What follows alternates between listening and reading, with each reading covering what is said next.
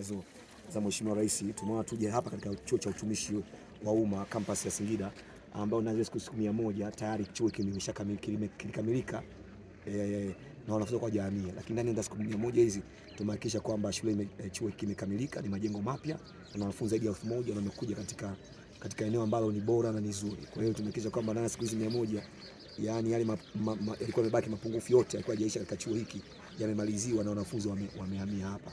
Sasa lengo hii hapa kusherehekea heri ya kuzaliwa Mheshimiwa Rais ni kwamba sasa mazingira yanaendelea kuyatengeneza vizuri zaidi. Kama unavyoona mazingira ya chuo hapa juu ya kamlima kidogo, kuna ziwa Kindai pale kubwa zaidi, na sasa nataka tupande miti katika eneo hili, kwa ni maelekezo ya wilaya, na nimshukuru sana mkuu wetu wa chuo Dr. Tandika ambaye alizingatia maelekezo yetu wakati tunapita kukagua mradi mpaka ukaisha. Tulimwelekeza kwamba kila mwanafunzi awe na mti wake. Sasa siku pekee leo katika kusherehekea siku ya kuzaliwa Mheshimiwa Rais, ambao tunampongeza sana, tumejumuika na watoto wake wa chuo hiki cha utumishi wa umma, nikiwa na mkurugenzi John Faith Kataraia na viongozi wengine wote wa wilaya na mkoa ametuelekeza tuwepo hapa. Ni kwamba tunapanda miche hapa mpaka leo kumalizia hapa tunapanda miti 2350, lakini leo pekee tutapanda miti 600 ambao tunashikana na wanafunzi wa eneo hili. Lakini kwa wilaya tumeendelea kuhakikisha kwamba tunapanda miche kutokana na malengo ya serikali, kwamba kila mwaka tupande miti 1.5 na mpaka anazungumza hapa leo sasa kwa 24 25 tunaanza 25 26, lakini 25 tumekwenda mpaka miche 100,100 kama na 9,000 hivi ambao tumeweza kupanda, na tuna malengo makubwa kwenda mbele zaidi. Pengine kwa kumalizia, wito wako kwa wakazi wa Singida ni upi?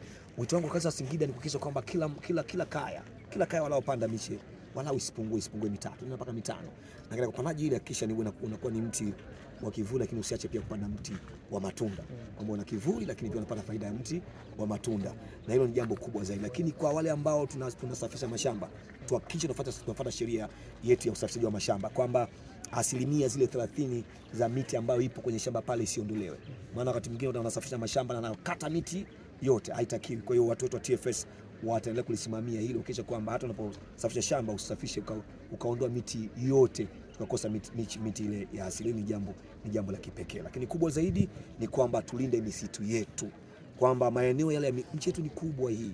Sasa utakuta wakati mwingine nafikia hatua katika kijiji fulani peke yake kuna msitu ambao umetunzwa, unasikia tunasema kwamba sasa tuondoe msitu, na huko kisheria hapana. Ni kwamba ile misitu kama jinsi kampeni ya Mheshimiwa Rais inayoendelea ambao TBC imeanzisha, na wapongeza sana Dr. Rioba, hongera sana kakaangu. Hii ni jambo kubwa, limekuwa la kitaifa la 27 ya kijani, na leo tunaenda nayo hii.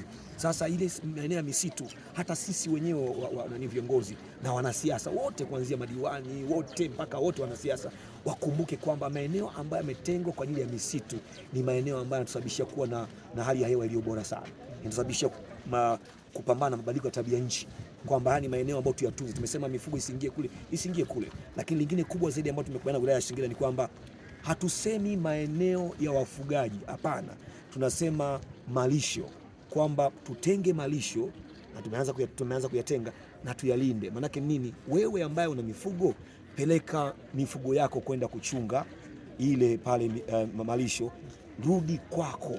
Maana ukisema kwamba sasa maeneo ya malisho ndio humo na watu wanaishi, mwisho siku huwa yanakwisha yale malisho, yanakuwa ni maboma ya wafugaji, wanahama kwenda maeneo mengine.